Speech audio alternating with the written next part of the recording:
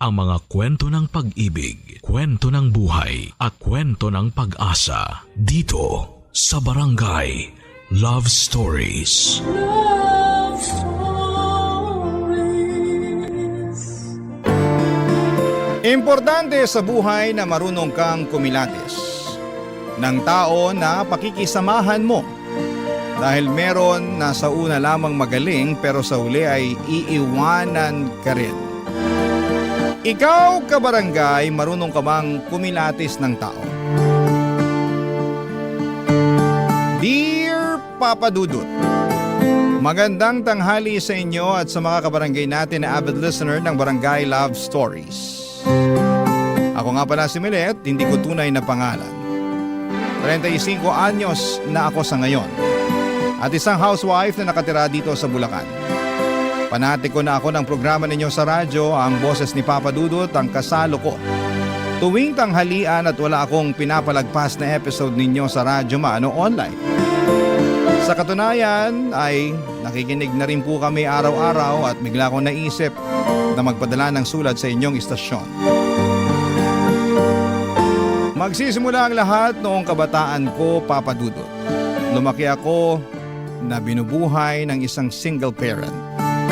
Ang tatay ko na lamang ang kasama namin ang 3 ko pang nakababatang kapatid. Maaga kasing nawala si nanay. Buhay pa naman siya, nanlalaki lang. Kaya nga simula noon ay tinuong ko na lamang sa pag-aaral ang atensyon ko. Mapangarapin din po akong klase ng tao, Papa Dudut. At wala akong ibang hangad kundi ang matulungan ang kaisa-isang magulang namin at makabawi sa kanya.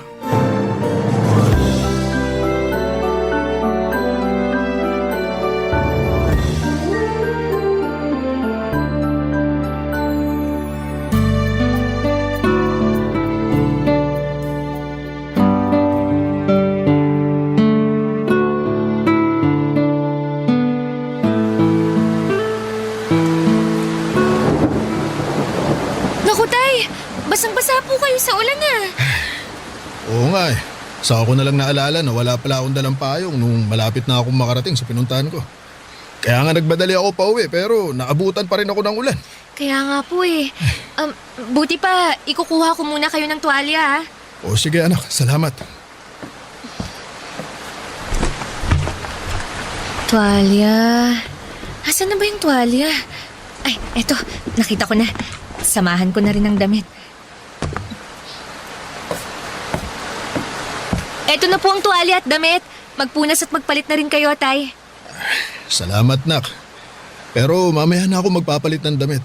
Uupo na muna ako dahil nangangalay na itong mga binti ko. Kalalakad ng mabilis dahil nga uulan na.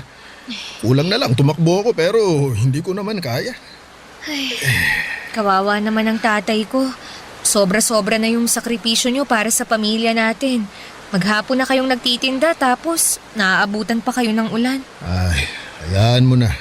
Napaubos ko naman yung paninda natin kakanin bago ako umuwi at abutan ng ulan. Kaya ayos na rin yan. Hindi po ayos yun dahil baka magkasakit kayo. Hindi ako magkakasakit. Malakas yata itong tatay mo. Saka kung pakiramdam ko magkakasakit na ako, uunahan ko na ng pahinga. Huwag ka nga mag-alala sa akin, anak. Kaya ko naman eh. Saka masaya ako na nagsasakripisyo para sa inyong magkakapatid. Hayaan mo, tay. Kapag nakapagtapos ako hinding-hindi ko na po kayo pagtatrabahuhin. Anong ibig mo sabihin? Kasi po, ako na po ang magtatrabaho para sa pamilya natin. Uy, maliliit pa ang mga kapatid mo, Milet. Nag-aaral pa sila. Baka mahirapan ka pag sinulo mo ang pagtatrabaho para sa pamilya natin. Saka hindi pa naman ako ganun katanda. 45 pa lang naman ang tatay mo. Kaya ko pang magtrabaho para tulungan ka. Ang akin lang naman po, baka napapagod na kayo sa pagtatrabaho. Kasi simula nung iniwan tayo ni nanay, kayo na ang tumayong nanay at tatay namin. Oo, totoo na napapagod ako sa trabaho. Pero hindi ako napapagod sa pagiging tatay at nanay sa inyong magkakapatid. Sa katunayan, kayo ng mga kapatid mo ang inspirasyon ko. Kaya ako nagsisikap at nagpapatuloy sa buhay. Oo, malaking kakulangan ang pagkawala ng nanay niyo dahil nawala na rin ako ng katuwang sa pagtataguyod sa inyo. Pero Aanihin ko naman ang isang tao na walang ginawang matino at panay pasakit lang sa damdamin ko, di ba? Buti pa, sumama na lang siya sa lalaki niya. Ang mahalaga sa akin, magkakasama tayo. Kaya bilib na bilib po ako sa inyo eh. Ha? Bakit naman? Kasi ang tapang-tapang niyo po. Biruin niyo, kinaya niyo na nga na itaguyod kami tapos kinaya niyo pa na ibigay sa iba si nanay. Siya naman ang may gusto nun dahil hindi siya marunong makontento sa pamilya natin. Saka ilang beses na akong nasaktan sa panluloko niya. Naisip ko na panahon na para palayain ko siya. O edi gumaan-gaan ang damdamin ko nung ginawa ko yon. Para akong nabunutan ng tinik sa lalamunan. Hoy, kaya ikaw umilit. Huwag kang manatili sa isang relasyon kapag kaugali ng nanay mo yung lalaki ha. Pero sana matinong lalaki ang matagpuan mo balang araw. Yung hindi ka sasaktan o lolokohin. Sa halip, mamahalin ka ng tapat at paninindigan ka. Papadudot inspirasyon ko ang tatay ko at ang munti naming pamilya kaya nagsikap akong makapagtapos ng pag-aaral. Hindi nagtagal ay natupad ko yon at agad akong naghanap ng mapapasukang trabaho. Kung ang iba kong kaklase ay mas piniling magpahinga muna ng ilang buwan. Pagkatapos ng graduation ay ibahin niyo po ako. 2 buwan bago ako makapagtapos ay nag-job hunting na ako, Papa Dudut. Hindi nagtagal ay dinala ako ng aking kapalaran sa Maynila kung saan ay nakapasok ako sa isang pribadong kumpanya. Magkahalong kaba at excitement ang namutawi sa akin ng mga panahong yon. Kaba dahil aminado akong limitado pa lamang ang nalalaman ko sa bagong mundo na pinasok ko. At excitement na matuto. Naniniwala kasi ako na hindi lang sa eskwelahan natututo ang isang tao. At sa unang araw ko nga sa trabaho ay nakilala ko si Paulo, Papa Dudut.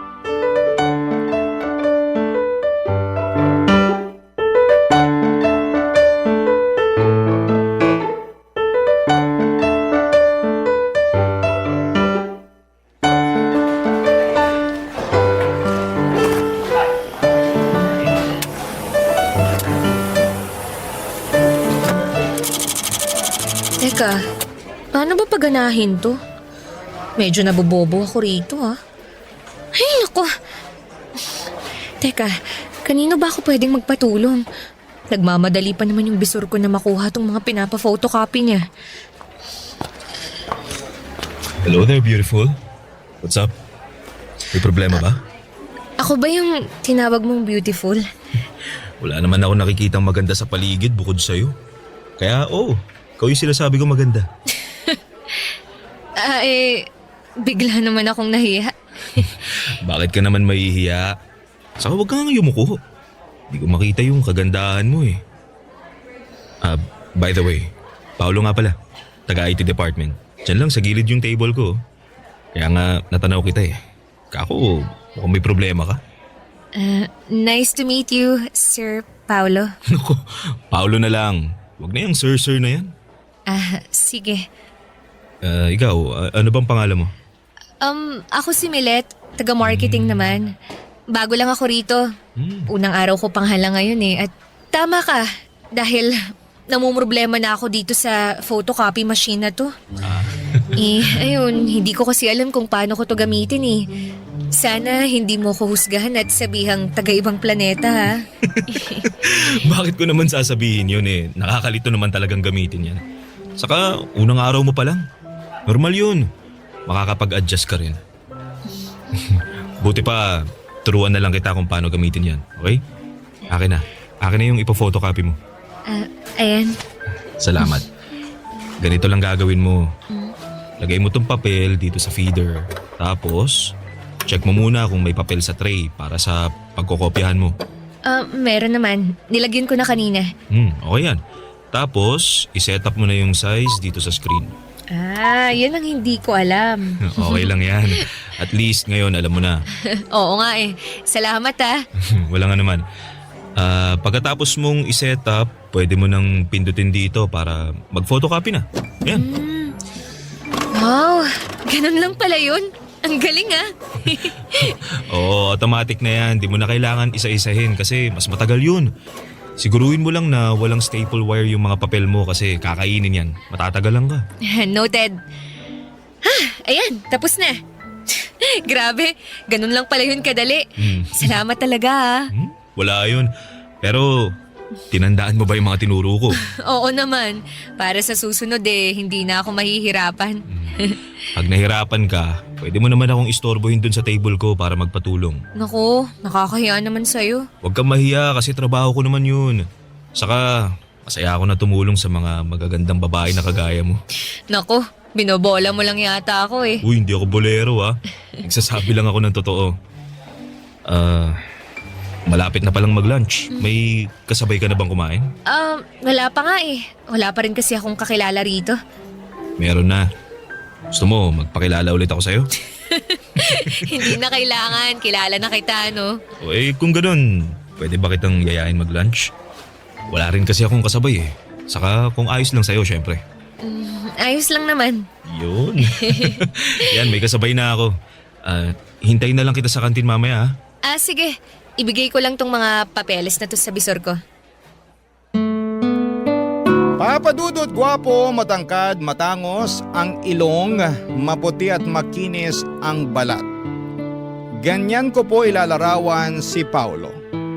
Para siyang anghel na bumagsak sa lupa dahil tinulungan niya ako noong unang araw ko sa trabaho. Taga-IT department siya samantalang ako ay nasa marketing. Pero hindi siya nagatubili na dayuhin ako upang tulungan kapag may kailangan. Lalo na nga sa computer at office equipment na hindi ko alam gamitin. Bukod sa mga pisikal niyang katangian, pala kaibigan din si Paulo. Palangiti rin siya, bagay na kinatuwa ko ng husto sa kanya. Palatawa at makuwento. Mas matanda sa akin si Paulo ng 6 na taon. 28 years old na siya at ako naman ay 22 years old. Pero pakiramdam ko ay magkaedad lamang kami dahil sa husay niyang makisama, Papa Dudut. Barangay Love Stories. Barangay Love Stories. Papa Dudut, naging regular employee ako sa paglipas ng 6 na buwan. Kaya naman masayang masaya ako. Unti-unti ay naka-adapt ako sa buhay sa opisina. Hindi na ako yung dating tatanga-tangang empleyado sa unang araw ng trabaho. Marami na rin akong nakilala at naging kaibigan, lalo na sa department na kinabibilangan ko. Pero kung may higit akong dapat pasalamatan, yun ay walang iba kundi si Paulo. Simula kasi noong unang araw ko hanggang sa maregular na ako ay nasa tabi ko lamang siya. Sumusuporta at nagpapagaan ng buhay ko sa opisina. Naging mabuting kaibigan at katrabaho ko rin siya, Papa Dudut. Hindi nagtagal ay lumalim ang pagkakaibigan namin hanggang sa nagtapat siya ng nararamdaman niya sa akin. Pumayag akong ligawan niya. Pero nakarating sa akin ang usap-usapan na may pagkababaero daw si Paulo. Noong una ay hindi ko yon pinansin hanggang sa unti-unti ko nang napatunayan na totoo ang mga sinasabi nila.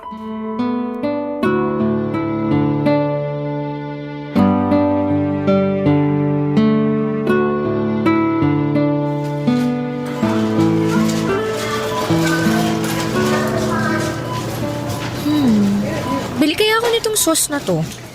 Sabi ni tatay masarap daw to kasi napanood niya sa TV. Sige, bilhin ko na nga.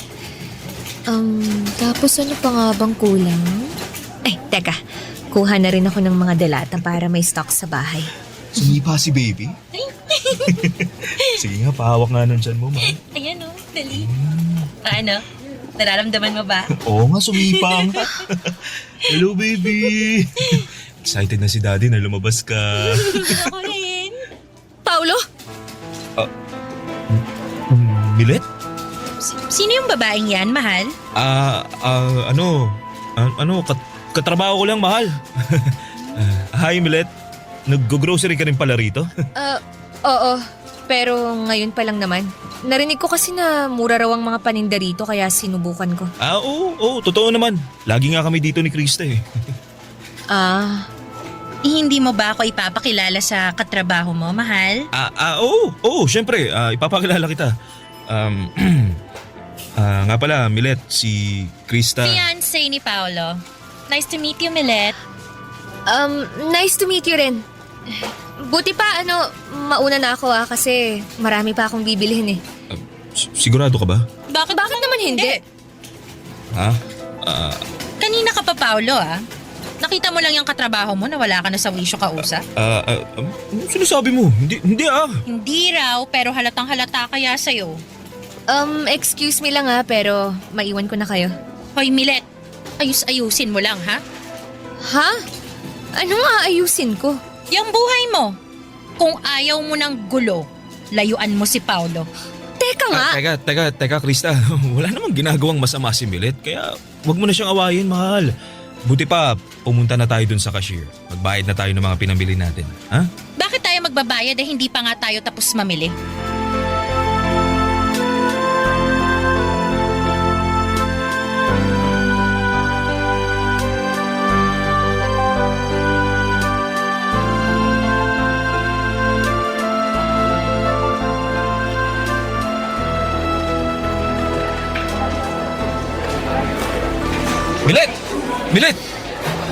Milet, sandali lang. Bakit ba? Anong bakit ba? Kanina pa kita tinatawag pero dire-diretso ka lang sa paglalakad. Nagmamadali ako eh. Ano bang kailangan mo? Tungkol dun sa nangyari kagabi. Yung nakita ko lang naman kayo na masayang nag-grocery ng fiancé mong si Krista. May fiancé ka na pala pero gusto mo pa akong ligawan? Uy, ka naman maingay. At bakit hindi? Takot ka bang marinig ng mga tao rito sa opisina natin kung gaano ka kababaero at sinungaling?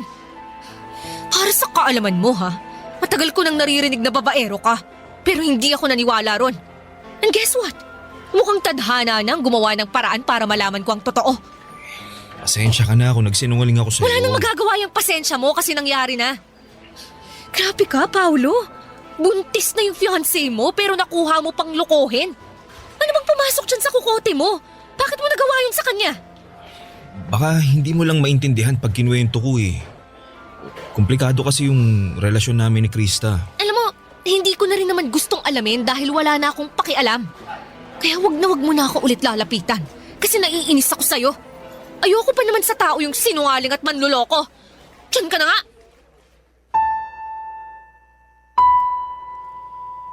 Papadudot, hindi ako makapaniwala sa natuklasan ko tungkol kay Paolo. At kahit na nga humingi na siya ng pasensya sa akin ay wala na ring magagawa yon. Dahil nasaktan ako ng husto. Nagugustuhan ko pa naman siya noon at nagbabalak ng sagutin pero buti na lamang at nalaman ko ang katotohanan bago pa man mangyari ang bagay na yon. Simula noon ay iniwasan ko na si Paolo lalo na pag nagkikita kami sa opisina. Hanggat maaari ay ayoko siyang tignan sa mga mata. Naiilang kasi ako at nasasaktan. Oo, hindi naman naging kami pero nagsinungaling pa rin siya sa akin. Kaya nga malaki rin ang panghihinayang ko sa aming pagkakaibigan na sinayang lamang ng pagiging maharot niya. Mabilis na lumipas ang isang buwan at akala ko ay hindi ko kayang mag-move on kay Paolo. Lalo at magkatrabaho kami. Pero nakakausad naman ako. Kaya lang bigla na naman niya ulit akong ginulo. Papadudot.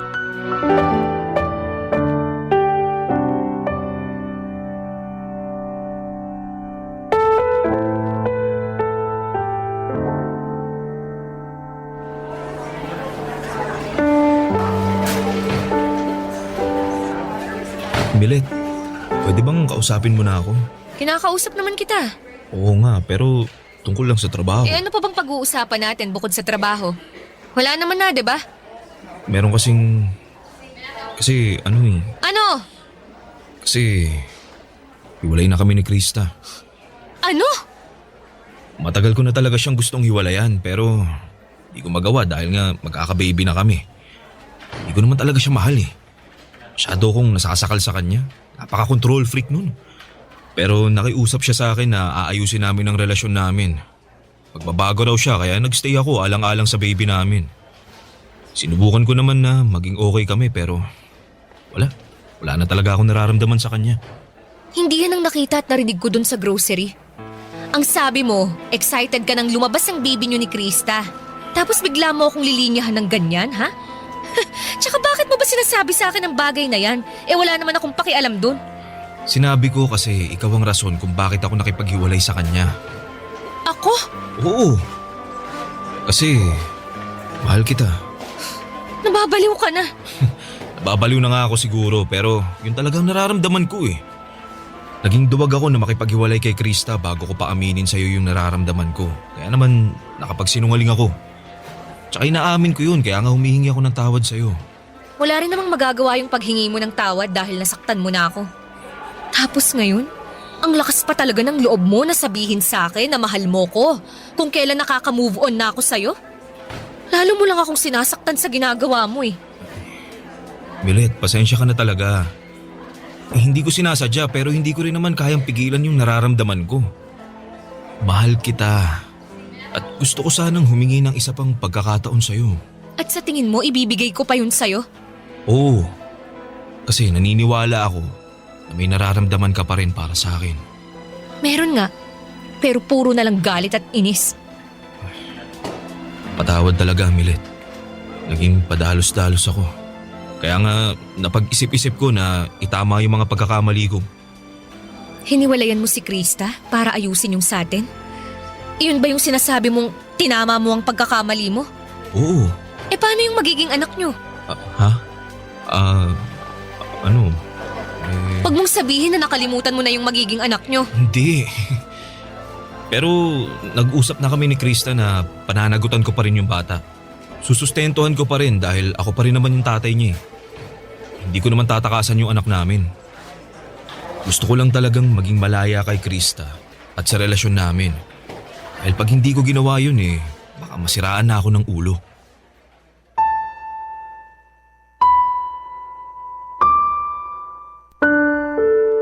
Papa Dudut, tawagin niyo na akong tanga, bobo, lukaret at uto-uto. Pero wala na akong pakialam pa. Kahit na anong gawin kong pagmamatigas ng puso, ay naapektuhan pa rin ako sa hiwalayan ni na Paulo at Krista. Kaya hindi ko na napigilan na i-comfort siya. Doon ko napatunayan na may pakialam pa rin ako kay Paulo. At hindi pa rin pala nawala ang pagmamahal ko sa kanya. Mahal ko pa rin siya kahit na nagsinungaling siya sa akin. At dahil sa mga nangyari sa kanila ng ex niya ay naging malapit muli kami sa isa't isa. Hindi ko na pinakinggan ang mga sinasabi ng ibang tao. Basta, ang focus ko ng mga panahong yon ay si Paulo. Wala na rin namang masama sa pagiging close namin dahil single naman kaming pareho. Hindi nga nagtagal ay niligawan ako ni Paulo at nagpaligaw naman ako. Barangay Love Stories. Barangay Love Stories. Papa Dudut, naging masugid si Paulo sa panliligaw sa akin kaya nga hindi ko na pinatagal yon. Dahil makalipas ang isang buwan ay sinagot ko na siya. Sobrang saya namin lalo na ako dahil siya ang first boyfriend ko. Ewan. Ang lakas ng karisma ni Paulo at kahit na nung iwas ko ay hindi ko siya mahindian at malayuan. Naisip ko na baka sign na rin yon ng universe na magka-boyfriend na ako dahil masyado akong focus sa pag-aaral nung estudyante pa lamang ako. Up to the point na kinalimutan ko nang lumandi. Kaya nga pinagbigyan ko na ang sarili ko na maging masaya sa relasyon namin ni Paulo. Lalo na at pinakita at pinaramdam niya sa akin kung gaano niya ako kamahal. Ang isang bagay lang na hindi ko gusto ay yung ilang beses niya akong pinilit na may mangyari sa amin. Lalo na at natatakot pa akong mabuntis at hindi pa ako handa. Hanggang sa napapayag rin niya ako dahil sa matatamis niyang salita at pagsasabi na kahit na anong mangyari ay pananagutan niya ako.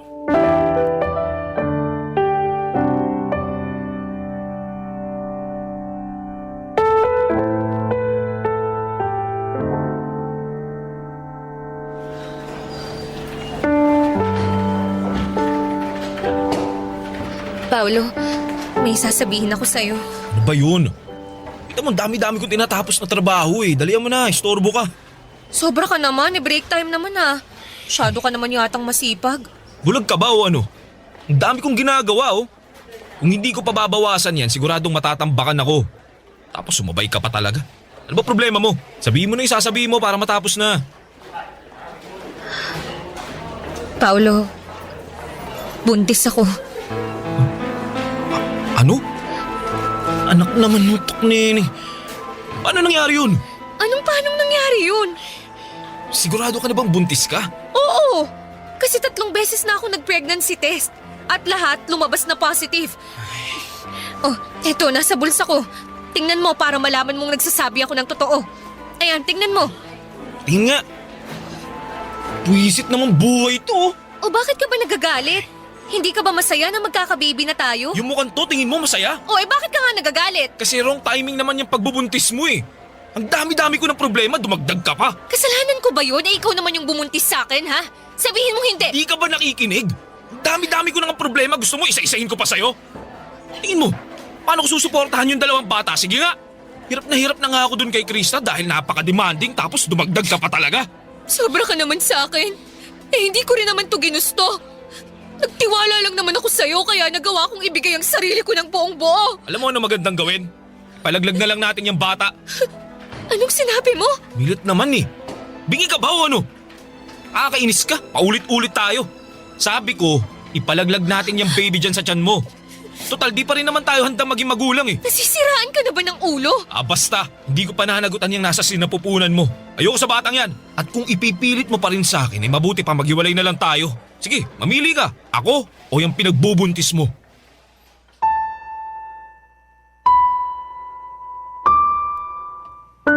Papadudot nangyari na nga po ang kinakatakutan kong mangyari nang hindi tanggapin ni Paolo ang magiging anak namin. Para po akong binuhusan ng malamig na tubig na may sangkatutak na yelo kaya nagising ako bigla sa katotohanan. Na nagsinungaling na naman sa akin ang nobyo ko. At ngayon ay pakiramdam ko ay malaki ang natalo sa akin dahil nga sa nabuntis niya ako. Litong-lito ako ng mga panahong yon lalo na at nagsimula nang lumayo ang loob sa akin ni Paolo. Tinakot niya pa ako na makikipaghiwalay sa akin kapag hindi ko pinalaglag ang baby namin. Pero mas takot ako sa karma kaya hindi ko ginawa ang bagay na yon. Hindi nagtagal ay sinabi ko sa tatay ko ang katotohanan at pareho kaming umiyak dahil sa mga nangyari sa akin. Pinayuhan niya akong ipabarangay si Paolo para ireklamo. Pero bago yon ay may nangyari sa opisina na hindi ko makakalimutan.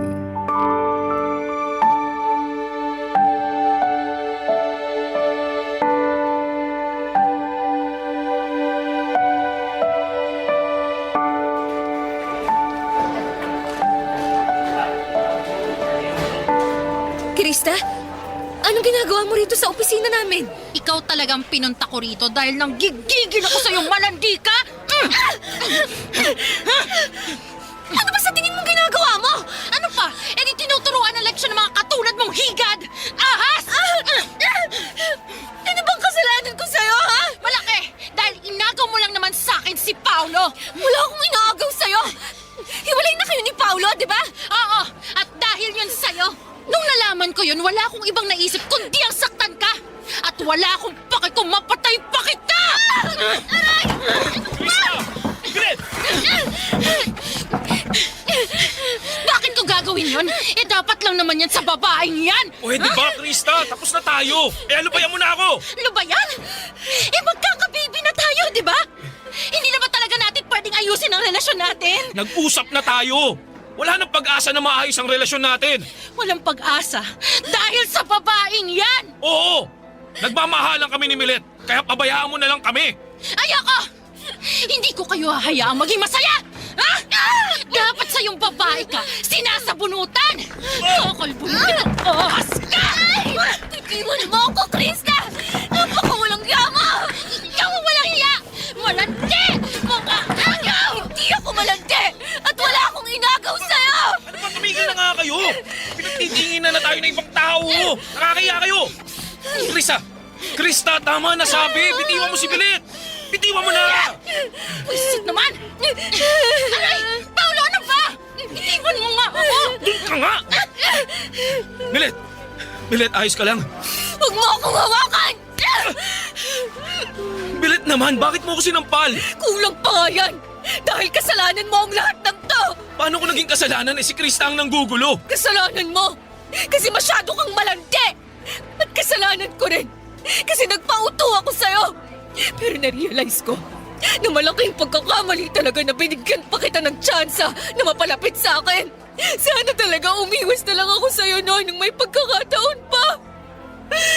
Tapos ngayon, sinaktan pa ako ni Krista. Hindi ko kayo mapapatawad, kayong dalawa. Bakit? Anong gagawin? Akala mo, hindi ako pinalaki ng tatay ko na duwag, no? Pwes, dyan ka nagkakamali! Walang iya ka! Ano to? Dugo! Bagay pala sa'yong may dugo sa nguso. Halika! Kulang pa yan at dadagdagan ko pa! Milet, ano ba? Tumigil ka na! Ikaw ang tumigil! Simula sa araw na to, huwag ka nang lalapit sa akin! Kayong dalawa! Hindi ko nahahayaang kuluhin niyo pa ang buhay ko! Magsama kayong dalawa! Mga baliw! Mga baliw!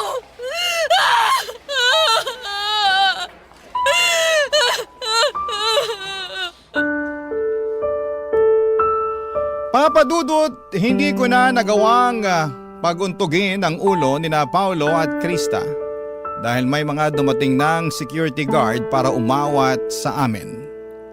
Agad na dinala sa ospital ang dalawa para matahi ang mga nguso nila. Ewan, sana talagang tinuluyan ko nang paputukin pati ang mga ulo nila. Ayos lang naman ako noong mga panahong yon, pati na rin ang baby sa sinapupunan ko. Tapos nung sumunod na araw ay pinagharap-harap kami sa HR department dahil sa kaguluhang ginawa namin. Kapwa kami na mimohan ni Paulo, samantalang pinablatter naman nila si Krista. Pero na-stress talaga ako ng husto sa nangyari kaya nag-decide na labang ako na mag-resign sa trabaho. Nakipaghiwalay na rin po ako kay Paulo at pinagbantaan siya na huwag nang magpapakita pa sa akin. Papa Dudut, nag-focus na lamang po ako sa pagbubuntis ko at noong nakapanganak ako ay saka ako naghanap ng mapapasukan. Buti na lang at nandyan ang tatay ko na napaka-supportive sa akin. 10 taon din akong naging single parent bago ko po nakilala ang asawa ko, Papa Dudut. Akala ko ay hindi ko na matatagpuan ng tunay na pag-ibig. Pero ibinigay pa rin yun sa akin ng Panginoon. Kaya nga malaki ang pasasalamat ko sa Kanya at nagsilbi na lamang aral sa akin ang mga pinagdaanan ko. Sa kasalukuyan ay happily married na po ako sa mabait at responsable kong asawa. Tanggap niya ang anak namin kaya naman masayang masaya ako. Hanggang dito na lamang po ang sulat ko, Papa Dudut. Maraming salamat po sa pagbasa ng aking liham. God bless. And more power sa Barangay Love Stories. Ang inyong forever kapuso at kabarangay, Milet. Uy, kabarangay! Agree ka ba sa ending ng ating barangay love stories na ito? I-share mo na ang feelings mo sa ating comment section. Ang mga kwento ng pag-ibig, kwento ng buhay at kwento ng pag-asa dito sa Barangay Love Stories. Love Stories. Ang pag-ibig na wagas ay hindi sumusuko sa pagsubok. Hindi ito nakabase sa yaman o karangyaan, kundi sa tunay na damdaming handang magsakripisyo kahit anong unos pa ang dumaan. Ikaw, kabarangay, sa panahon ng hirap at ginhawa, kaya mo rin bang ipaglaban ang ganitong klase ng pag-ibig? Dear Papa Dudut, magandang araw sa inyo, Papa Dudut. Ako po si Ermilio, pero tawagin niyo na lamang po ako sa palayaw kong Melo. 45 years old na ako at 15 taon na sa serbisyo bilang isang gwardya sa isang bangko dito sa Pampanga. Sa loob ng 15 years na yon ay paulit-ulit na ang naging gawi ko sa araw-araw. Palaging bahay trabaho at tuwing day off naman ay nakikipag-inuman ako minsan sa mga kumpare ko. Panggabi ako sa trabaho at dahil ako ang bantay sa bangko tuwing sarado ito ay wala akong ibang ginawa buong magdamag kundi ang manood lang ng pelikula online habang hinihintay ang pagsapit ng umaga. Halos maubos ko na nga ang lahat ng mga action movie na available online. Kapag naman hindi ko trip ang manood ay nakikinig ako sa mga kwento ninyo para hindi ako antukin, Papa Dudut. Pagdating ng karelyebo ko ay dumadaan ako sa karinderya para kumain at saka magpahinga sa bahay. Papa Dudut, hindi lang ako ang mag-isang nagpupuyat para magtrabaho. Kasama ko rin sa pagbabantay sa bangko na pinagtatrabahuhan ko ay isang mag-asawa na nagtitinda ng balot at sigarilyo. Sa harap kasi ng bangko ay isang bus terminal at ang mga pasahero doon ang suki ng mag-asawang Susana at Socorro. Kada alas 8 ng gabi ay pumupwesto na sila sa tapat ng bangko para magtinda ng balot, tubig at sigarilyo. Maaga rin kasing nagsasarado ang mga sari-sari store sa lugar na yon. Kaya naman sila ang takbuhan ng mga pasaherong nag-i-stop over sa lugar. Naging malapit ang puso ko sa dalawang matanda dahil gabi-gabi ko na silang nakakasama sa pagbabanat ng buto. Tandang-tanda ko pa nga noong unang araw ko sa trabaho, taong 2010, sinaway ko sila noong nakita ko silang nag-aayos ng pwesto nila isang gabi, Papa Dudut.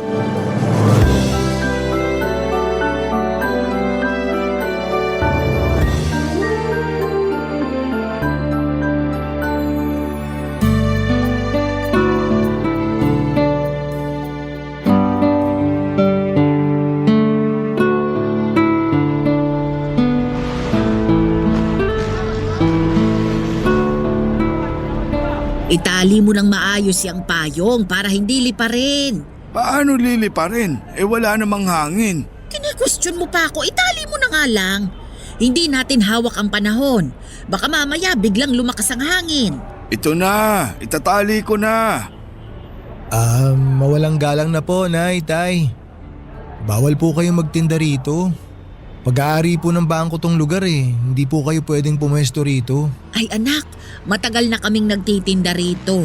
Dito talaga yung pwesto namin. 10 taon na kaming pumapwesto rito, sir. Alam yan nung security. Ako na po yung bagong gwardya. Wala na po yung dati. Wala na si Rudy? Bakit? Anong nangyari sa kanya? Lumipat po siya ng agency. Di na raw po niya kaya magpuyat. Ganun ba? Hindi ba niya nabanggit sa'yo na may pumupwesto rito para magtinda? Hindi po eh. Hanggang alas 4 lang naman kami dito, sir. Bago pa magbukas yung bangko, wala na kami rito. Kaso po ngayon, mas maigpit na yung patakaran. Bawal talaga mga nagtitinda sa mismong labas ng entrance eh. Baka mamaya may dumating mula sa head office, ako po yung mapagalitan. Wala naman sigurong dadalaw sa inyo ng ganitong oras. Gabi na eh. Kahit doon na lang kami sa gilid para hindi makasagabal. Ayos lang ba yun? Ay, sigurado po ba kayo na matagal na kayo rito? Oo, 10 taon na kaming nagtitinda rito. Marami nang dumaang CQ dyan. Lahat sila kilala kami. O sige po, kung pinapayagan naman kayo ng mga dating security dito, Hindi ko na po kayo paaalisin. Basta medyo gumilid lang po tayo ha. May CCTV po kasi. Mahirap na baka mapagalitan ako. Kasi simula ko pa lang po dito sa trabaho. Ay naku, salamat ha. Socorro, ilipat mo na yung mesa sa gilid. Buhatin mo na muna yung lagayan ng balot. Ay, wag niyo na pong ilipat. Diyan na po muna kayo ngayong gabi pero bukas po, doon na kayo sa gilid, ha? Tsaka iwasan po nating magkalat. Bawal din po ang maingay. Opo sir, wala pong problema sa kalat. Nagwawalis kami bago kami umuwi. Wala ring maingay dito. Sige po. Salamat. Ano nga palang pangalan mo anak? Ermelio po. Pero Melo na lang po ang itawag niyo sa akin. Salamat Melo. Wala pong anuman. Kayo po, ano pong mga pangalan niyo? Ako si Susana. Ito naman ang asawa kong si Socorro. Taga rito lang din po ba kayo? Oo, malapit lang kami rito. Diyan lang kami sa may bukana, yung papasok dyan.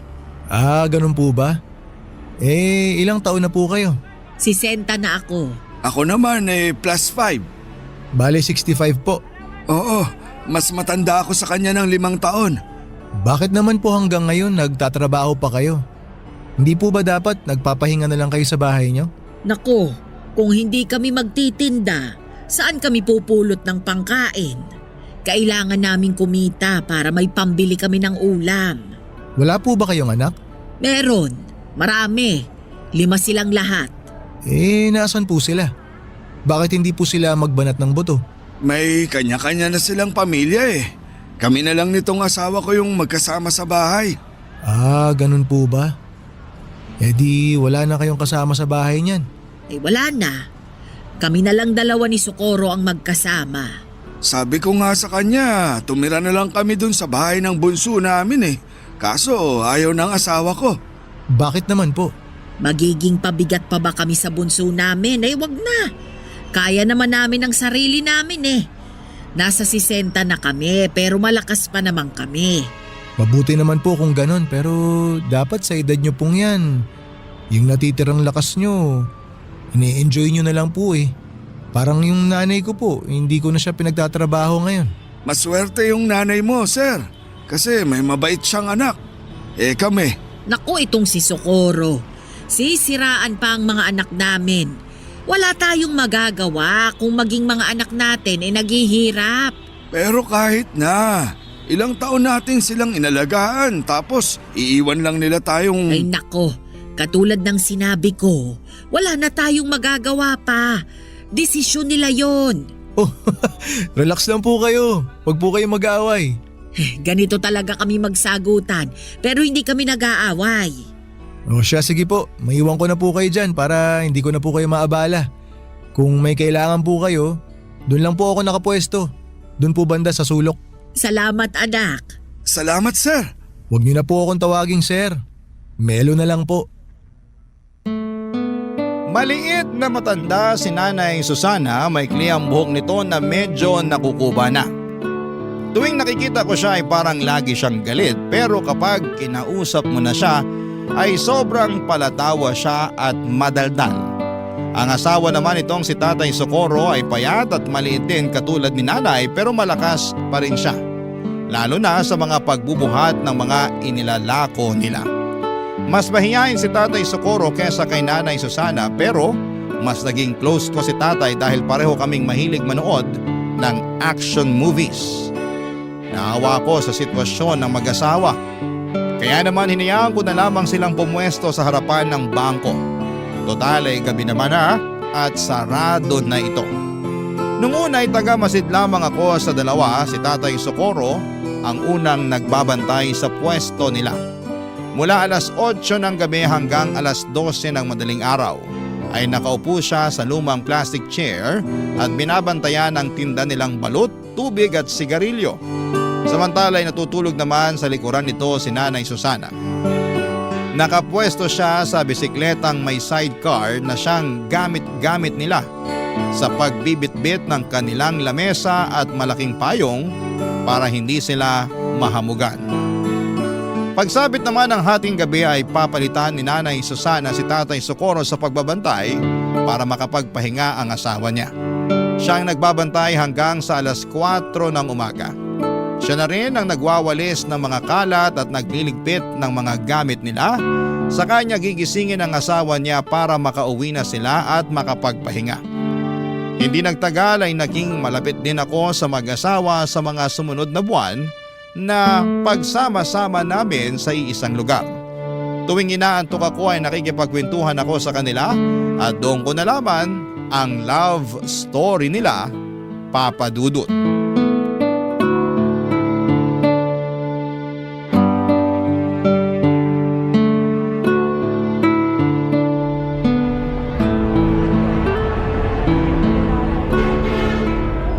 Tay, pabili po ako ng yosi. Isa lang. Anong yosi mo? Yung mentol po. Heto, 4 bayad niyan ha. Salamat po. Eto po bayad. Nag-yosi ka pala? Opo, pero minsan lang. Lalo na kapag inaantok po ako. Kung gusto mo, may kape ako rito para magising ka. Nagtitinda rin po kayo ng kape? Hindi. Nagdadala lang kami ng kape para kung sakaling antokin makakapagkape kami. Akala ko may binibenta rin kayong kape. Oh, hetong kape. Okay lang po, salamat na lang. Baka po wala ng kape si nanay mamaya. May extra naman kami. Karaniwan kasi, nakakadalawa ako ng kape. Maraming salamat po Timplahin ko na po itong isa. May maliit na thermos dyan sa may bike. Hanapin mo na lang. Yun po bang nasa tabi ni Nanay Susana?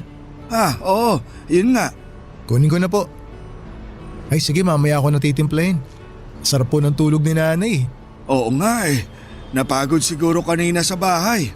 Naglaba Mukhang sanay na sanay talaga kayo sa puyatan ano?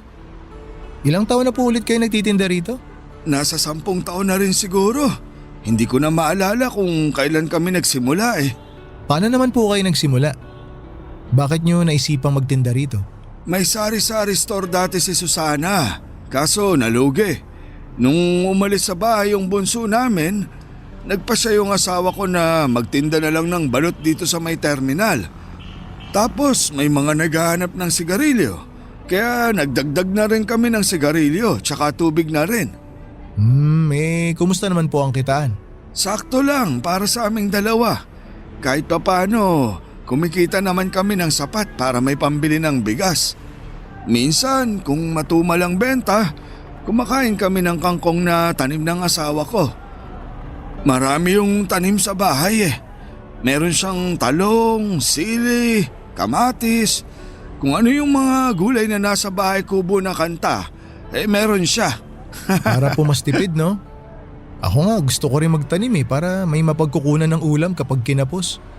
Kaso hindi mahilig yung mga bata sa gulay Ilan na ulit anak mo? 3 po, isang lalaki tapos 2 babae. Pareho pala tayo. Isa lang din lalaki ko. Tapos babae na lahat. Matanong ko naman po kayo, Tay. Paano po kayo nagkakilala ni Nanay Susana? Mahabang kwento yan. Maaga kami nagkakilala niya ni Susana. Bata pa lang kami noon. Gaano po kabata? 16 siya noon, tapos 21 naman ako. Nagkakilala kami sa isang pista. Talaga po? Oo, kasama niya mga kaibigan niya noon. Puro sila sosyalin. Si Nanay? Oo, mayaman yan noon. Inhinyero ang tatay. Tapos po, anong nangyari? Pinili ako, kaya eto, naghihirap ngayon kasama ako. Hindi ko po maintindihan, Tay. Pinapili po ba siya? Nung sinagot kasi ako ni Susana, syempre hindi naman ako mayaman noon. Kargador lang ako Wala akong tinapos. Mahirap lang kami. Nung nalaman ng tatay ni Susana na ako yung nobyo niya, hindi sila pumayag. Kaya siya pinapili. Ganun na nga. Pinapili siya ng mga magulang niya. Iiwan niya ako o itatakwil siya ng pamilya niya. Mas pinili na lang ni Nanay na itakwil siya? Kaya nga siya nandito, di ba? Ayan mahimbing ang tulog. Talagang ipinaglaban po kayo ni Nanay, ano? Kaya nga ginagawa ko ang lahat para maging maayos ang buhay niya. Kahit na naghihirap kami. Lahat ng gusto niya, pinipilit kong ibigay. Kasi alam kong hindi ganito yung buhay na nakagisnan niya. Pero ito pa rin ang pinili niya dahil sa akin.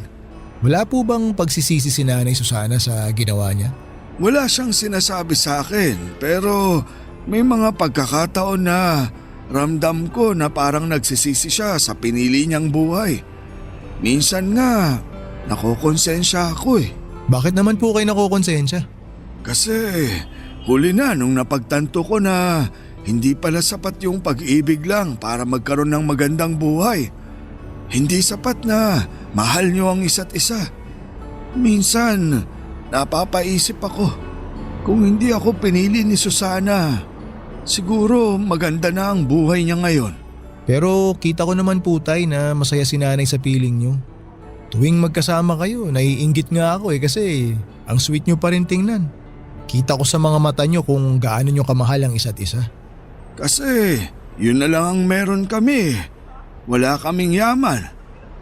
Ang meron lang kami ang isa't isa.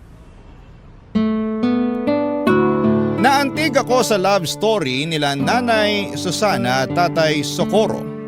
Pero sa parehong pagkakataon ay nalungkot din ako na hanggang sa pagtanda nila ay kayod kalabaw pa rin sila na para bang walang ipinagbago ang buhay nila noon hanggang sa kasalukuyan. Nakaka-relate ako sa kwento nilang dalawa dahil halos ganun din ang nangyari sa akin at sa unang babaeng inibig ko noon. Bago ko nakilala ang asawa ko ay meron akong babaeng minahal ng lubusan. Masasabi ko na siya ang taong bumasag ng puso ko ng sobra-sobra sa puntong muntik na ako mawala ng pag-asang makahanap pa ng pag-ibig. Nakilala ko siya sa isang charity event. Hindi pa ako gwardiya noon, tambay pa lamang ako dati na kung ano ang available na trabaho ay yon ang kinukuha ko. Naging driver ako ng isang NGO na tumutulong sa mga kabataang nakatira sa liblib na lugar.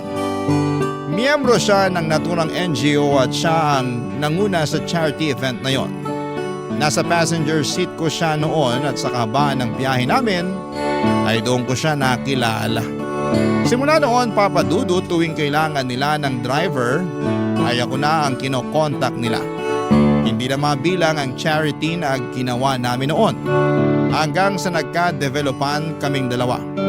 Nag-date kami ng ilang buwan hanggang sa sinagot niya ako. Tumagal po ang relasyon namin ng 2 taon pero naging patago ito. Hindi dahil sa kinakahiyaan niya ako kundi dahil alam niyang hindi papabor ang mga magulang niya kapag nalaman nilang ang boyfriend niya ay isang hamak na driver lamang. Noong natuklasan ng mga magulang niya ang relasyon namin, ay doon na natapos ang pagsasama namin. Sa kasamaang palad ay mas pinili ng ex ko ang magandang future niya kaysa sumama sa akin sa hirap at sa ginhawa. Hindi katulad ni Nanay Susana, hindi ako ipinaglaban ng ex ko. Nang mga panahong kailangan ko siya na manindigan para sa aming dalawa. Barangay Love Stories. Barangay Love Stories. Matagal bago ako naka-move on sa pag-ibig na yon, Papa Dudut. Siya kasi yung first love ko na inakala kong makakasama ko na sa panghabang buhay. Masyado pa kasi akong bata noon para maniwala na ganun lang kadali ang pag-ibig. Hindi rin naman nagtagal ay nakahanap din ako ng babaeng tunay na ka-forever ko. Sabi nga nila kapag hindi napasayo ang isang bagay, ito'y dahil may ibang mas magandang bagay pa na darating para sayo. Ang naging pangalawang girlfriend ko ay siya na rin pong napangasawa ko. Isa siyang teacher na nakilala ko lamang dahil sa mga kaibigan namin. Nagtatrabaho na ako noon bilang gwardiya noong naging kami, Papa Dudut. Minahal niya ako ng buo at totoo at hindi naging hadlang ang estado namin sa buhay. Ngayon ay may 3 na kaming anak at kahit papaano ay nabibigyan naman namin ng maayos at komportableng buhay ang mga anak namin kahit na hindi kami mayaman. Kung ako ang tatanungin ninyo, Papa Dudut, ay wala akong pinagsisisihan sa naging takbo ng love life ko. Totoo na nasaktan ako noong nawala sa akin ang unang babaeng minahal ko pero never ko siyang sinisisi na mas pinili niya ang future niya kesa sa akin. Nakita ko rin kasi na naging maganda naman ang outcome ng pag-iwan niya sa akin. Dahil may common friends kami sa Facebook ay may time noon na dumadaan sa newsfeed ko ang post ng ex kong yon. Kasal na siya at nakapangasawa ng isang politiko. May 2 na silang anak at masaya na sila sa buhay nila katulad ko na masaya na rin ako sa sarili kong buhay. Kaya po natutuwa ako sa kwento ni Nanay Susana at Tatay Socorro dahil pinaglaban talaga nila ang pagmamahala nila. Isang gabi habang tulog si Tatay ay isang bagay ang tinanong ko kay Nanay Susana, Papa Dudut.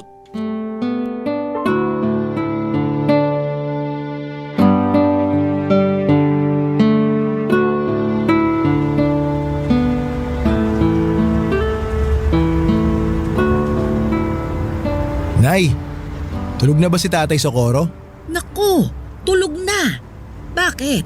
Sayang. Nakalimutan ko na pinabaunan pala ako ng misis ko ng pagkain. May dala po akong spaghetti dito tsaka Shanghai na pang midnight snack sana natin. Ako na lang ang kakain. Tutal siya naman ang umubos ng hapunan ko kanina. Tirahan na lang po natin siya para may makain siya mamaya paggising. Mabuti pa nga. Ayaw kasi niya nang naiistorbo kapag tulog siya. Ah, talaga po ba? Oo, siya yung tipo na biruin mo na kapag lasing. Wag lang kapag naistorbo sa tulog. O sige po, tayo na lang po ang magsalo nitong baon ko. Bakit? May handaan ba sa inyo? Birthday po kasi ni Mrs. Nagluto siya ng spaghetti para sa mga bata tapos Shanghai. Ay sabihin mo sa kanya happy birthday ha. Makakarating po. Matagal-tagal na rin akong hindi nakakatikim nito eh. Alam mo, nung bata pa ako, kada kaarawan ko, hindi nawawala itong spaghetti. Favorite ko ito eh. Nabanggit nga po sa akin nung mga nakaraang araw ni Tatay na mayaman daw ang pamilya niyo, Nay. Oo, 2 anak lang kasi kami kaya kung ano yung mga gusto namin, ibinibigay talaga ng papa namin. Kahit kailan, hindi po ba talaga kayo hinanap ng mga magulang niyo? Hindi. Hindi ko alam kung sinubukan ba nila akong hanapin. Hindi rin kasi nila alam kung nasaan ako eh. Bakit po hindi nila alam? Kasi nagtanan kami ni Socorro. Walang nakakaalam kung saan kami nagpunta pati mga kaibigan ko. E nung araw na yon, tinalikuran ko lahat-lahat. Ibig niyo pong sabihin, simula noon, hindi niyo pa rin po nakikita ang pamilya niyo? Nagpunta ako sa libing ng nanay ko. Yun na yung huling pagkikita namin. Nakakalungkot naman po yun. Eh yung tatay niyo po? Mas nauna siyang namatay. Hindi ako nakapunta noon kasi wala akong pamasahe. Ipinagdasal ko na lang siya. Pero wala naman po kayong pinagsisisihan sa mga naging desisyon niyo sa buhay, Nay. Kasi maganda na yung buhay niyo noon eh. Ako? Nako, marami akong pinagsisisihan. Tulad po ng ano? Na sana hindi na lang ako nakipagtanan. O hindi kaya bago ako nakipagtanan, dinala ko yung mga alahas ko para may maisasanla ako. Nagsisisi po ba kayo na pinili niyo si Tatay Socorro? Eh, sino ba naman ang may gusto ng ganitong buhay, 'di ba? Masyado pa akong bata noon eh, at sa pag-ibig.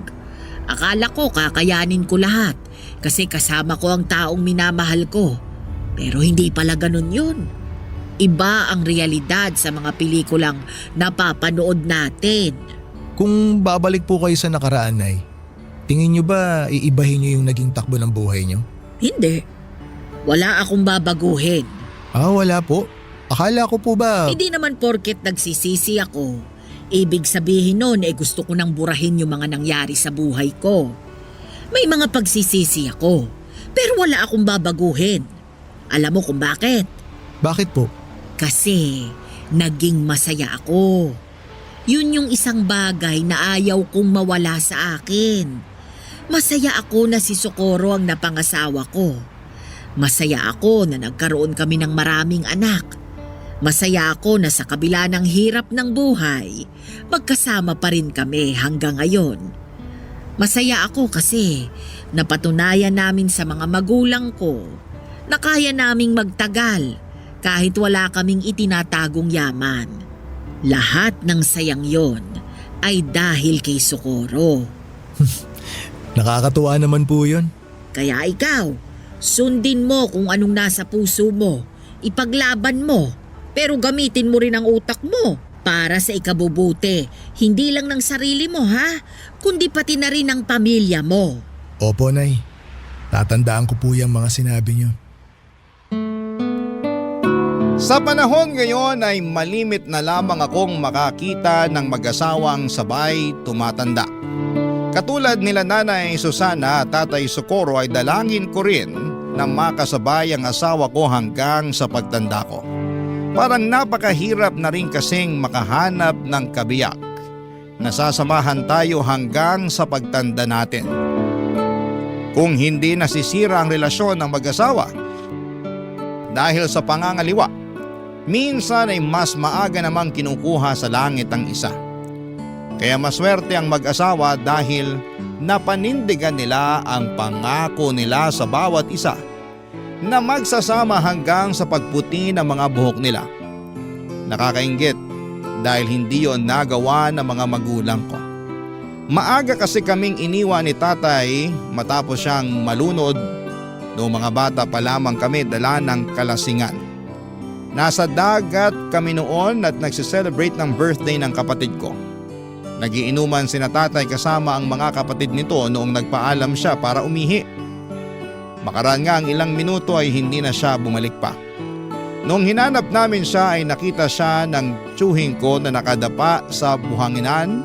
Ang ulo nito ay nakalubog sa mababang parte ng dagat. Tuwing nakikita ko sina Nanay Susana at Tatay Socorro ay parang natutunaw ang puso ko sa saya. Sila kasi yung klase ng pag-ibig na pinapangarap ng marami. Pag-ibig na nagsimula noong mga bata sila at napanindigan nila hanggang sa tumanda na sila. Sila yung pag-ibig na hindi naranasan ng mga magulang ko. At pag-ibig na gusto ko ring maranasan balang araw. Pero sa kabila ng saya na nararamdaman ko para sa pagsasama nilang dalawa, hindi ko rin maiwasang maawa sa kasalukuyang estado nila. Sa edad nilang yon, dapat ay nagpapahinga na lamang sila. Hindi na rin kasi maganda sa kalusugan nila ang nagpupuyat para lamang kumita. Nang minsang tanungin ko kung nasaan na ang mga anak nila ay mas lalong nakaramdam ng awa ako para sa mag-asawa.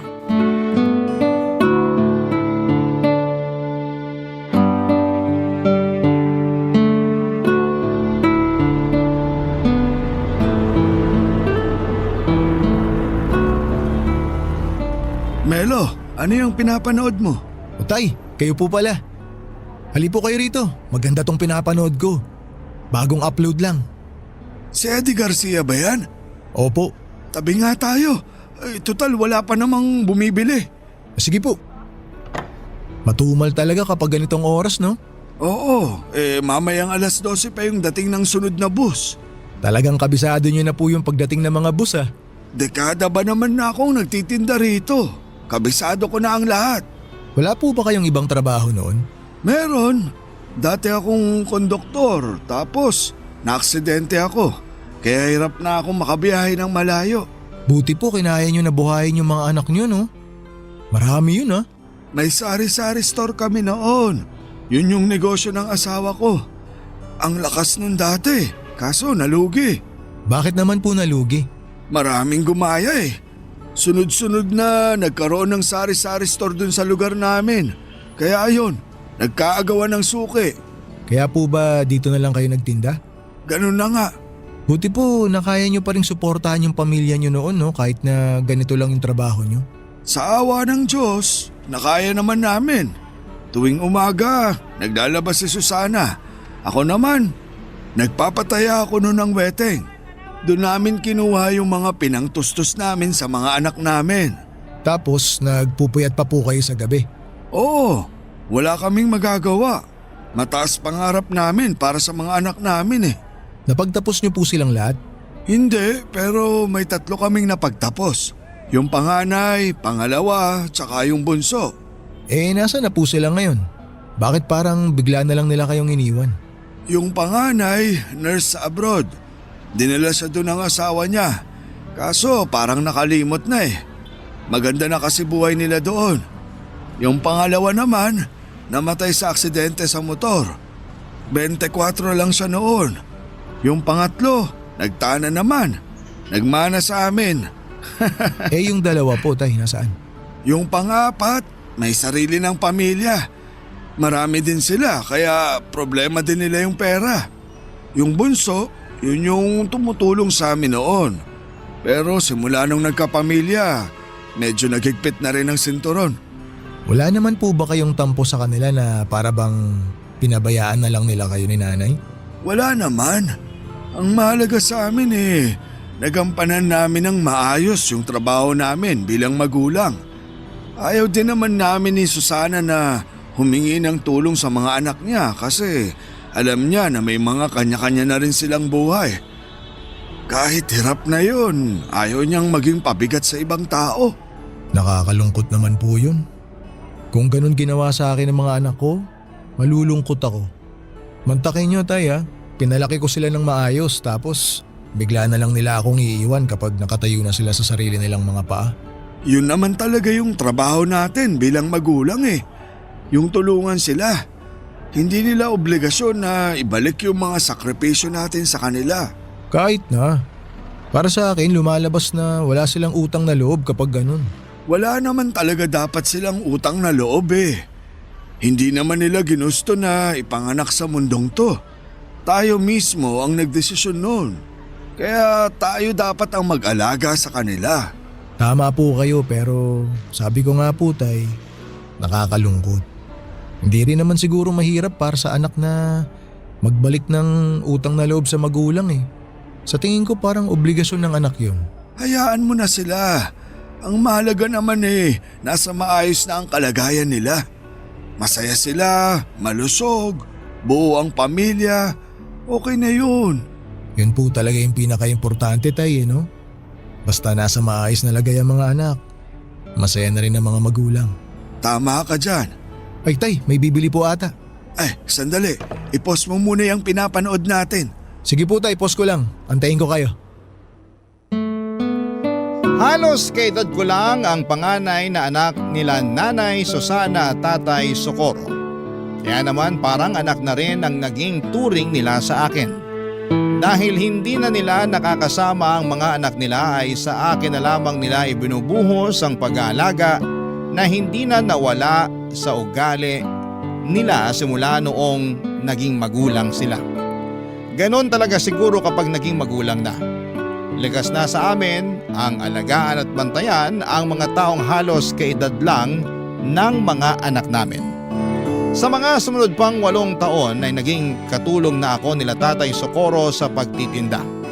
Kapag inuulan sila ng customer ay tumutulong ako sa pagbibigay ng mga sukli.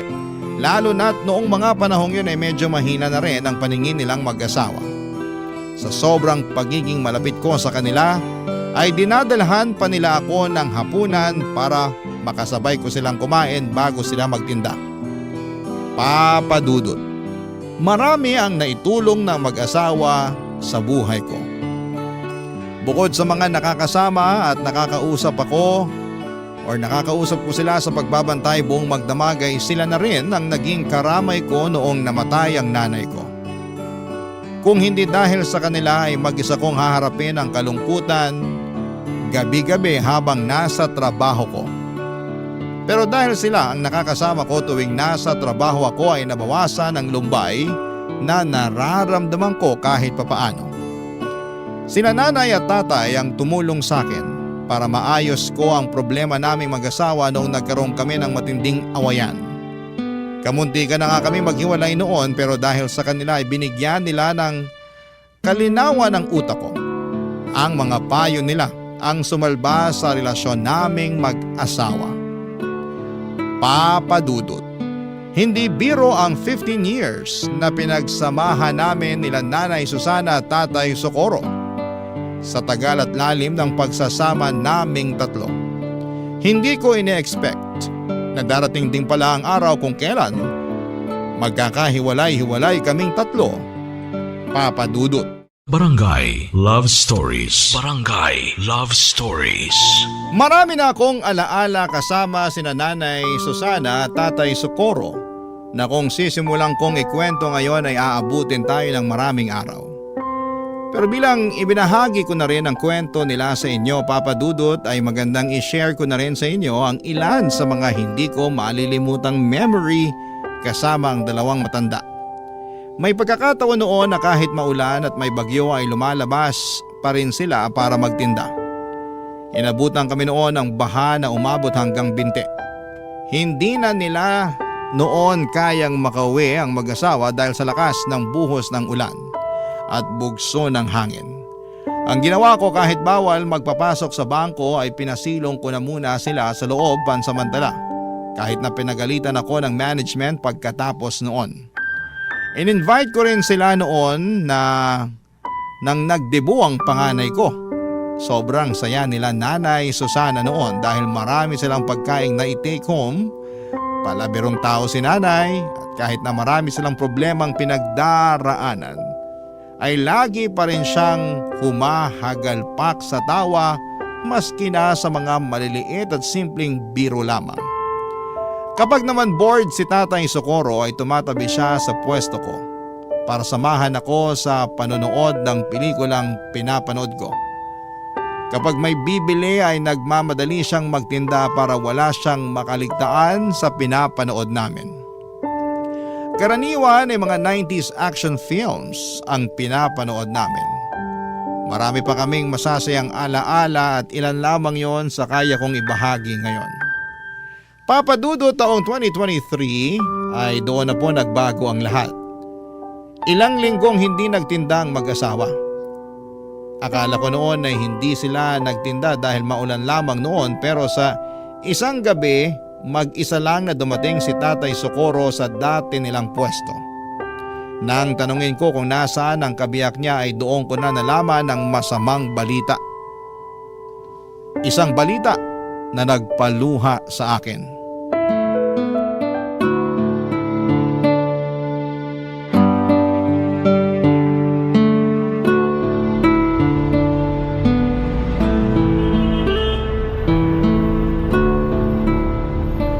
Tay Socorro, kumusta na po kayo?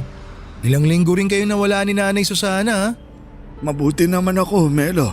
Hindi niyo po ata kasama si Nanay ngayon, Tay. Nasa ospital siya ngayon. Ha? Bakit po? Ano nangyari kay Nanay? Di ba matagal na siyang inuubo? Opo, binilhan ko pa nga po siya ng gamot para mawala yung ubo niya eh. Ayun, mas lumala yung ubo niya. Nung nagsuka na siya ng dugo, itinakbo na namin siya sa ospital. Hala, akala ko ubot sipon lang meron si Nanay. Malala na pala. Kaya nga eh, medyo nahirapan na rin kasi siya sa paghinga kaya natakot na kami. Yung bunso ko ang nagsabi na itakbo na siya sa ospital. Eh, kumusta na po si Nanay ngayon? Nasa ospital pa rin siya. Mukhang matatagalan pa bago siya makabalik sa pagtitinda. Ano po bang sakit niya? Alam niyo na po ba? May cancer si Susana, Melo. Ho? Ay, ano pong klaseng cancer? Lung cancer daw. Hindi ko nga alam kung paano niya nakuha yun eh. Akala namin yung mga nagkaka-cancer lang sa baga yung mga naninigarilyo. Oo nga, hindi naman nag-iossi si Nanay ah. Pero nakakalanghap pa rin daw siya ng usok mula sa mga nagsisindi. Yun daw yung rason. Hala, paano na ngayon yan, Tay? Kaya nga ako nawala ng ilang linggo kasi nagbantay ako sa ospital. Eh, bakit nandito po kayo ngayon? Nakiusap na lang muna ako sa mga anak ko na sila na muna yung magbantay sa nanay nila. Di ko kayang nakikita si Susana na nahihirapan eh. Nasasaktan ako. Ay, kawawa naman si Nanay. Di bale, mukhang madidischarge na siya bukas. Stable naman na raw yung lagay ni Susana eh. Kaso nga lang, kailangan pa rin niyang bumalik sa ospital para sa treatment niya. Yun ang mahirap, Tay, yung treatment. Sobrang tapang na mga gamot para sa cancer eh. Sana kayanin ni Nanay. May kaibigan din kasi ako na nagka-breast cancer. Nakwento niya sa akin kung gaano kahirap magpa-chemotherapy. Pinapatay daw nun yung cancer cells sa katawan pero para na rin daw siyang pinapatay tuwing nagpapakimo siya. Sobrang lala daw ng side effects eh. Yun na nga yung ikinakatakot ko eh. Nabanggit din niya ng doktor sa amin. Pero ang assessment nila, malakas pa naman raw si Susana. Kaya kakayanin pa rin daw naman niya yung side effects na sinasabi mo. Pero sinabi rin niya sa amin na hindi raw matatanggal ng chemo yung sakit niya. Mapapahaba lang daw nito yung buhay niya. Ay, bakit naman daw po? Hindi ko alam. Siguro dahil sa edad niya. Sabi ng anak ko, baka raw hindi kayanin ni Susana yung mga gamot. Pero kahit ganon, gusto nilang ilaban yung buhay ng nanay nila. Kahit pala papano, nag-aalala rin sila sa nanay nila. Nakakatuwa naman. Sabi ko naman sa'yo, hindi man namin laging nakikita ang mga anak namin. Alam kong handa silang tulungan kami kapag nangailangan kami. At least mapapanatag na ako na hindi kayo nag-iisa. Nandyan pa rin yung mga anak nyo. Kumusta po ngayon ang kalagayan ni Nanay Susana? Ayun, medyo mahina pa rin ang katawan. Ewan ko nga eh. Simula nung tinurukan nila ng kung ano-anong gamot, mas lalo siyang nanghina eh. Hayaan niyo po, Tay. Ipapanalangin ko po na gumaling agad si Nanay. Salamat, Melo. Yun na lang talaga ang kaya nating gawin ngayon. Ipagpasa Diyos ko na lang ang lahat. Huwag po kayong mag-alala. Fighter si Nanay. Alam ko nalalabanan niya yung sakit niya. Sana nga. Hindi pa ako handang mawala siya eh. Tulungan ko na po kayo sa pag-aayos dyan. Salamat. Ilagay muna natin tong payong ha. Sige po. Kailanman ay hindi ko nakita si Nanay Susana na nagsindi ng sigarilyo. Hindi siya nagbibisyo pero dahil gabi-gabi siyang nakakalanghap ng usok mula sa mga parokyano nila, ay nadali ang baga ni Nanay.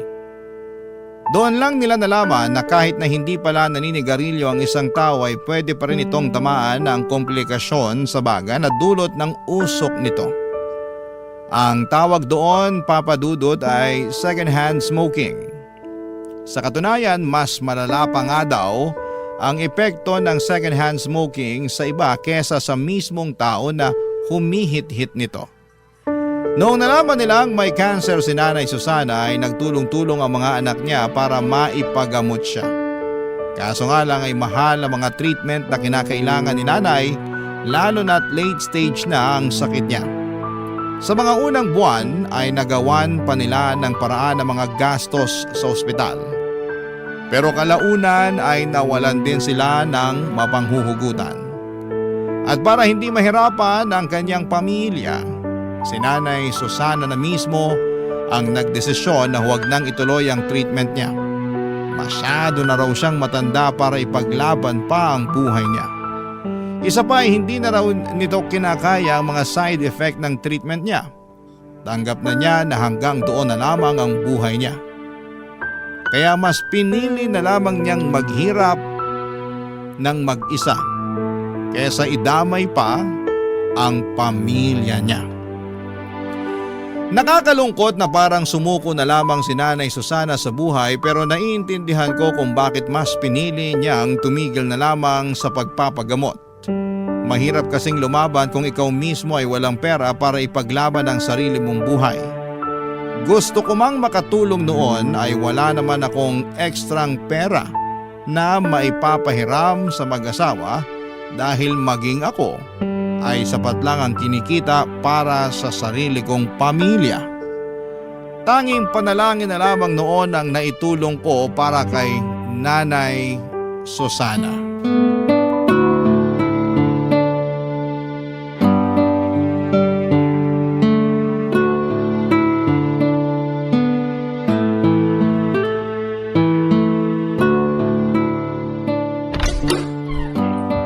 Susana, hulaan mo kung sinong nandito.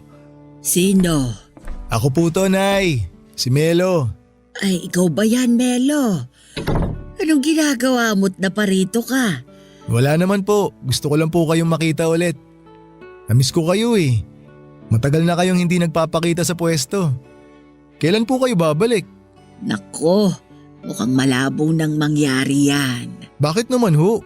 Eh di wala nang kasama si Tatay Socorro niyan magtinda ng balot. Kaya niya na yan, matanda na siya. Anong kaya? Ikaw yung hinahanap-hanap lagi ng mga parokyano natin. Opo, ang dami po naghahanap sa inyo, Nay. Nagtataka na nga rin yung iba bakit di raw po kayo nagpapakita sa kanila eh. Kumusta naman po kayo, Nay? Eto, mukhang babamatay na. Nay, wag naman po kayo magbiro ng ganyan. Si Susana talaga, kung ano-anong pinagsasasabi. Ay bakit? Totoo naman na. Tingnan niyo nga ako. Mukha pa bang kaya kong bumalik sa dati? Oo naman po.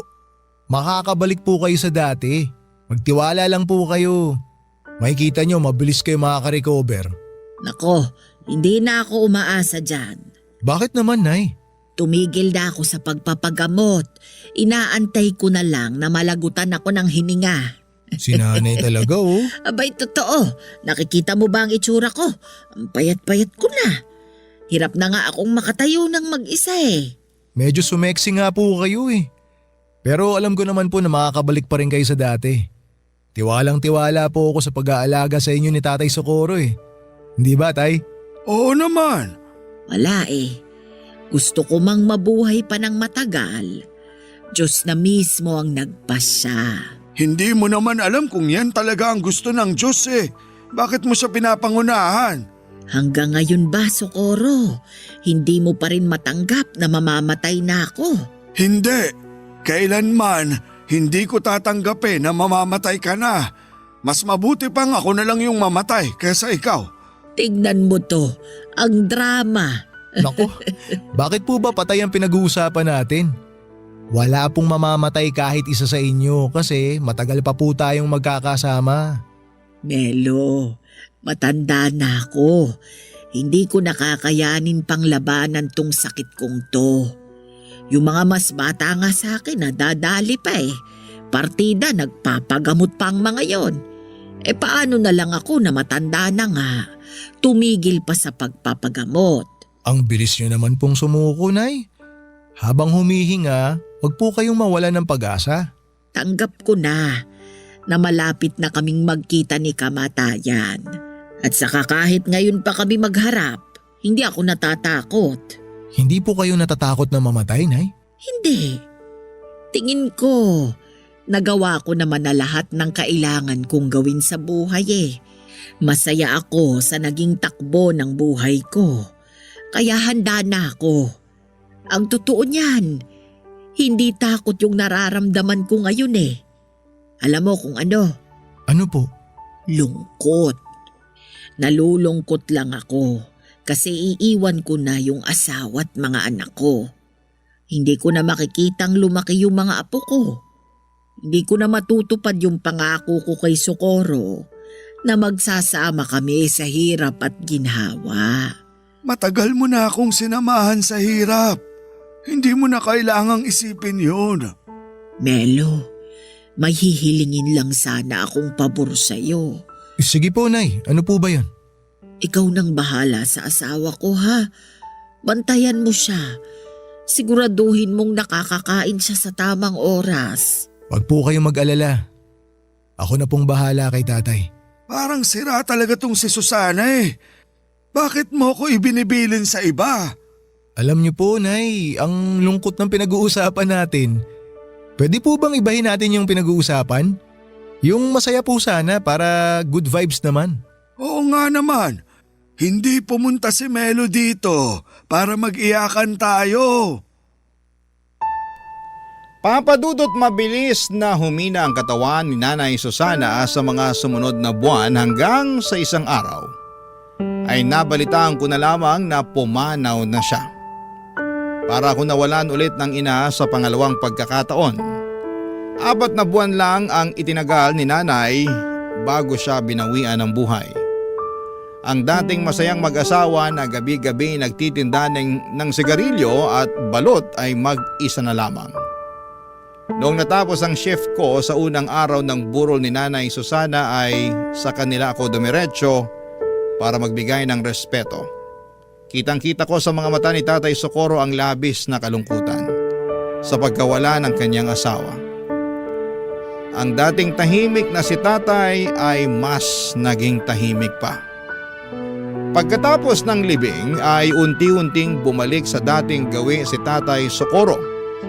Ipinagpatuloy nito ang pagtitinda ng yosi at balut kahit na mag-isa na lamang siya. Kung sila ang naging sandalan ko noong namatayan ako ng ina, ginawa ko naman ang lahat para ako naman ang maging sandalan ni tatay sa pagkawala ni Nanay Susana. Kapansin-pansin ang pagbabago sa ugali ni tatay. Hindi na siya gaano makwento at lagi na lamang siyang nakatulala sa kawalan. Hindi ko na nga siya noon maimbita para manood ng pelikula. Isang buwan nang lumipas habang abala ako sa panonood sa cellphone ko, isang gabi ay nagulat ako nung isang babae ang napasigaw sa may pwesto ni Tatay Socorro. Nagmamadali akong lumapit sa kanila noong nakita kong nakatumba na si tatay mula sa kinakaupuan niya. Ang kwento sa akin ng babae ay bibili sana siya ng balut pero tulog ang matanda.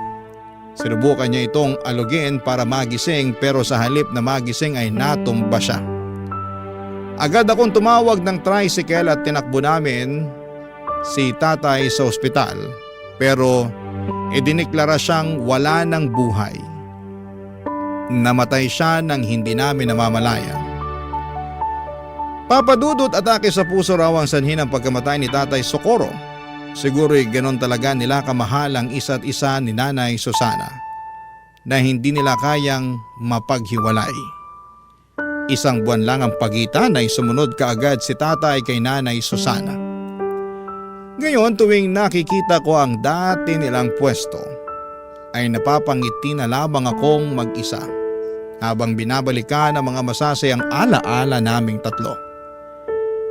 Iba na ngayon ang tindera doon pero hanggat nabubuhay ako ay hindi ko makakalimutan na minsan ay may dalawang matanda na nagpakita sa akin ng tunay na kahulugan ng tunay na pag-ibig. Dito na po nagtatapos ang sulat ko at maraming salamat po Papa Dudut, ang inyong kapuso at kabarangay forever, Melo. Kwentuhan naman tayo dito sa comment section.